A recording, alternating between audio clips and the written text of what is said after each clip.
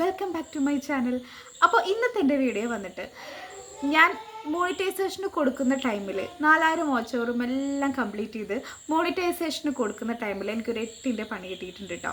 അപ്പോൾ ആ പണി എന്താണെന്ന് ന്യൂ യൂട്യൂബേഴ്സിന് ഞാൻ പറഞ്ഞു തരുന്നതാണ്. അപ്പോൾ നിങ്ങളും എന്നെപ്പോലെ ആ ഒരു തെറ്റ് ആവർത്തിക്കാതിരിക്കുക. ആവർത്തിച്ച് കഴിഞ്ഞ് തന്നെ നമുക്ക് ഒരുപാട് നാൾ ഈ മോണിറ്റൈസേഷന് വേണ്ടി വെയിറ്റ് ഇരിക്കേണ്ടി വരും.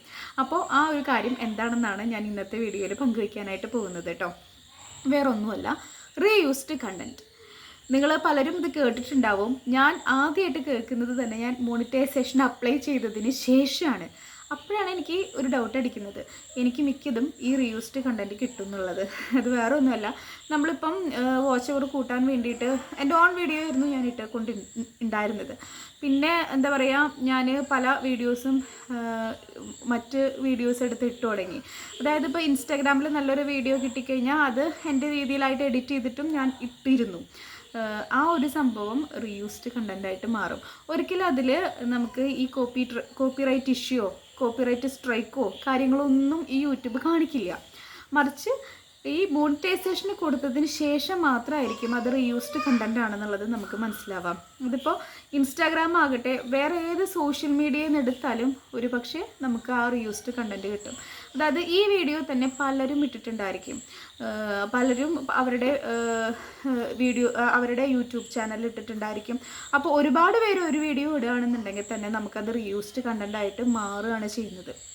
അപ്പോൾ നമുക്ക് മോണിറ്റൈസേഷൻ കട്ടാവും, അതുപോലെ തന്നെ നമ്മുടെ വാച്ച് അവർ കുറയും. കാരണം നമുക്ക് ആ വീഡിയോ എന്തായാലും ഡിലീറ്റ് ചെയ്യേണ്ടതായിട്ട് വരും. അപ്പോൾ നമ്മുടെ വാച്ച് അവറും കുറയും. എന്നെ സംബന്ധിച്ചിടത്തോളം ഞാൻ കൂടുതൽ ഇട്ടിട്ടുള്ളത് എൻ്റെ ഓൺ വീഡിയോസ് തന്നെയായിരുന്നു. പക്ഷെ ഞാൻ എങ്കിലും ഈ ഷോർട്സിൽ എങ്ങനെയെങ്കിലും എനിക്കൊന്ന് കിട്ടണം, മോണിറ്റൈസേഷനുള്ള ഒരു വാച്ച് അവർ ആവാനായിട്ട് ഇരിക്കുന്ന ടൈമിലാണ് കേട്ടോ. ആവാൻ കുറച്ചേ ഉള്ളൂ.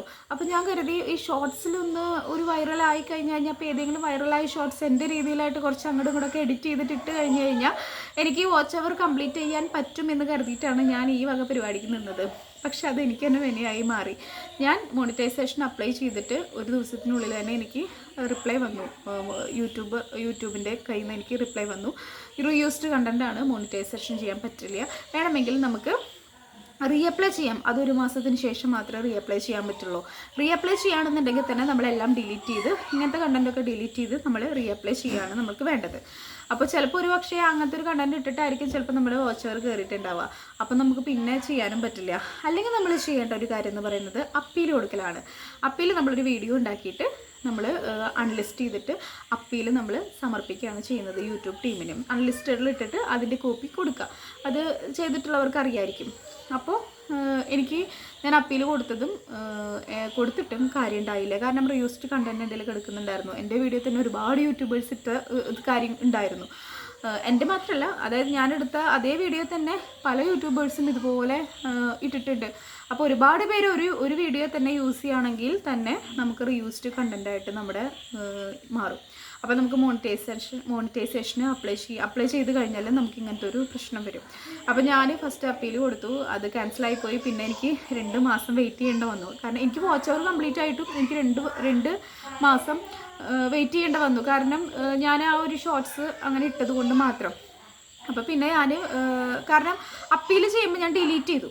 അതാണ് എനിക്ക് പറ്റിയ തെറ്റ്.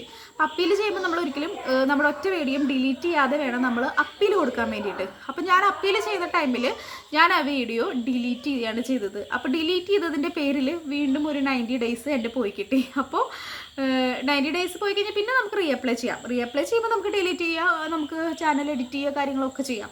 അപ്പോൾ പിന്നെ ഞാൻ റീഅപ്ലൈ ചെയ്തതിന് ശേഷമാണ് എനിക്ക് എൻ്റെ ചാനലിൽ മോണിറ്റൈസേഷൻ ആയത്. അപ്പോൾ പുതിയ യൂട്യൂബേഴ്സ് ഉണ്ടെങ്കിൽ നമുക്ക് പെട്ടെന്ന് തന്നെ എല്ലാം കിട്ടണം എന്ന് കരുതിയിട്ട് നമ്മൾ ഇങ്ങനെയുള്ള കാര്യങ്ങൾ ചെയ്ത് കഴിഞ്ഞാൽ നമുക്ക് വീണ്ടും വെയിറ്റ് ചെയ്തിരിക്കേണ്ടി വരും. അപ്പോൾ ശരിക്കും നമ്മുടെ മനസ്സങ്ങോട്ട് തകർന്ന് കൂട്ടോ. അപ്പോൾ ആ ഒരു മാസത്തിൽ ഞാൻ കുറച്ച് വീഡിയോ ഇടാനൊക്കെ കുറച്ച് മടി കാണിച്ചൊരു ടൈമാണ്. കാരണം ഞാൻ ഇങ്ങനെ ചെയ്തിട്ടും എൻ്റെ ഈ ഒരു തെറ്റ് മൂലം ഞാൻ തന്നെയാണ് തെറ്റ് ചെയ്തത്. കാരണം വാച്ച് അവർ കംപ്ലീറ്റ് ആയിട്ടും ഞാൻ ഈ ഒരു മണ്ടത്തരം ചെയ്തു. വേറെ വീഡിയോസ് ഇട്ടതുകൊണ്ട് മാത്രം എൻ്റെ മോണിറ്റൈസേഷൻ കട്ടായില്ല. പക്ഷേ വീണ്ടും റീഅപ്ലൈ ചെയ്യേണ്ട ഗതികേടുണ്ടായി. അപ്പോൾ ശരിക്കും ഒന്ന് മനസ്സ് തകർന്നു. കാരണം ഈ ഒരു വർഷമായിട്ട് ഞാൻ ഈ മോണിറ്റൈസേഷൻ്റെ പിന്നാലെയായിരുന്നു. അത് ഒന്ന് ആയി കിട്ടണമെന്ന് വിചാരിച്ചിരിക്കുകയായിരുന്നു. പക്ഷേ ഇങ്ങനത്തെ ഒരു പ്രശ്നം വന്നുപോയി. അപ്പോൾ പുതിയ യൂട്യൂബേഴ്സിൻ്റെ അടുത്ത് എനിക്ക് പറയാനുള്ളത്, അവനവൻ്റെ ഓൺ കണ്ടൻറ് ഇടുക. പിന്നെ ഒരുപാട് പേര് യൂസ് ചെയ്യാത്ത എന്തെങ്കിലും വൈറലായിട്ടുള്ള എന്തെങ്കിലും ഉണ്ടെങ്കിൽ എന്താ പറയുക, ഇടാം. പക്ഷെ അത് റീയൂസ്ഡ് കണ്ടൻറ് ആവുമോ എന്ന് നമുക്കറിയില്ല. അപ്പോൾ പരമാവധി എനിക്ക് തോന്നുന്നു നമ്മുടെ ഓൺ കണ്ടൻറ് തന്നെ നമ്മൾ തന്നെ നമ്മുടെ കയ്യിൽ നിന്ന് ഷൂട്ട് ചെയ്ത കാര്യങ്ങൾ തന്നെ നമ്മൾ ഇടുന്നതായിരിക്കും കുറച്ചും കൂടി നല്ലത്. അപ്പോൾ നമ്മൾ ഈ കാണുന്നിടത്ത് എല്ലാം കണ്ടൻറ് ഉണ്ട്. ഇപ്പോൾ അതാണ് സത്യം. അല്ലാതെ നമ്മൾ വിചാരിക്കും ഞാൻ എന്താ എന്ത് കണ്ടൻറ് ഇടുക എന്നൊക്കെ വിചാരിച്ചാൽ അതൊന്നും കാര്യമില്ല. നമ്മൾ കാണുന്നിടത്ത് എല്ലായിടത്തും നമ്മുടെ കണ്ടൻറ് ഉണ്ട്. അപ്പോൾ നമ്മുടെ ഓൺ ക്രിയേറ്റിവിറ്റി, അതുപോലെ തന്നെ നമ്മുടെ അങ്ങനെ ഇട്ട് കഴിഞ്ഞാൽ സബ്സ്ക്രൈബേഴ്സും ഉണ്ടാവും. അതുപോലെ തന്നെ നമുക്ക് വാച്ച് അവറും കംപ്ലീറ്റ് ചെയ്യാൻ പറ്റുമെന്നാണ് എൻ്റെ ഒരു വിശ്വാസം. കാരണം എനിക്കിപ്പോൾ മോണിറ്റൈസേഷൻ ആയതുകൊണ്ട് ഞാൻ പറയുകയാണ്. അപ്പോൾ ന്യൂ യൂട്യൂബേഴ്സ് ഒരിക്കലും അങ്ങനത്തെ ഒരു തെറ്റ് ചെയ്യാതിരിക്കുക. തെറ്റ് മീൻസ് അങ്ങനെ ഒരു അബദ്ധം ചെയ്യാതിരിക്കുക. നമുക്ക് ആ ഒരു ടൈമിൽ കോപ്പിറൈറ്റ് ഇഷ്യൂ ഒന്നും വരില്ല, ഒന്നും ഉണ്ടാവില്ല. അപ്പോൾ നമ്മൾ വിചാരിക്കുക നമുക്കൊരു പ്രശ്നമില്ലല്ലോ എന്ന് കരുതും. പക്ഷെ വരുന്നത് മോണിറ്റൈസേഷൻ അപ്ലൈ ചെയ്തതിന് ശേഷം മാത്രമായിരിക്കും. അതാണ് അതിൻ്റെ ഒരു പ്രത്യേകത. ആ ഒരു ടൈമിൽ വരുമ്പോഴാണ് നമ്മൾ തകർന്നു പോവുക. അപ്പോൾ അങ്ങനെ നിങ്ങൾ ചെയ്യാതെ പരമാവധി ശ്രദ്ധിക്കുക. അപ്പോൾ നമുക്ക് റീയൂസ്ഡ് കണ്ടൻറ്റ് വരില്ല. അങ്ങനെ ശ്രദ്ധിക്കുക. അപ്പോൾ ഇത്രയുള്ള ഇന്നത്തെ എൻ്റെ വീഡിയോ. ഇനി റീയൂസ്ഡ് കണ്ടൻറ്റിന് എങ്ങനെയാണ് എന്താ പറയുക അപ്പീൽ കൊടുക്കേണ്ടത് എന്ന് നിങ്ങൾക്ക് ആവശ്യമുണ്ടെന്നുണ്ടെങ്കിൽ ഞാൻ അപ്പീൽ ചെയ്തിട്ടുള്ളൊരു വീഡിയോ ഉണ്ട്. ഞാൻ അത് വെച്ചൊരു വീഡിയോ ചെയ്യാവുന്നതാണ്. നിങ്ങൾക്ക് ആർക്കെങ്കിലും അങ്ങനെ വന്നിട്ടുണ്ടെന്നുണ്ടെങ്കിൽ തന്നെ നിങ്ങൾ കമൻറ്റ് ചെയ്യുക. ഞാൻ അതിനുള്ളൊരു പരിഹാരം നിങ്ങൾക്ക് പറഞ്ഞു തരുന്നതാണ് കേട്ടോ. ഞാനിപ്പോൾ മോണിറ്റൈസേഷനായി വന്നിട്ടുള്ളൂ. അപ്പോൾ ഞാൻ അനുഭവിച്ചിട്ടുള്ള കുറച്ച് കാര്യങ്ങളുണ്ടല്ലോ. അപ്പോൾ ഈ ന്യൂ യൂട്യൂബേഴ്സ് അങ്ങനെ ഉണ്ടെങ്കിൽ കമൻറ്റിലൂടെ അറിയിക്കുക. ഞാൻ അതിനുള്ള വീഡിയോ ഇടാം.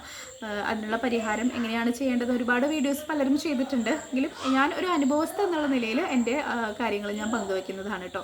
അപ്പോൾ ഇത്രയുള്ള വീഡിയോ നിങ്ങൾക്ക് ഇഷ്ടപ്പെടുകയാണെങ്കിൽ ലൈക്ക് ചെയ്യണം, സബ്സ്ക്രൈബ് ചെയ്യണം, ഷെയർ ചെയ്യണം കേട്ടോ.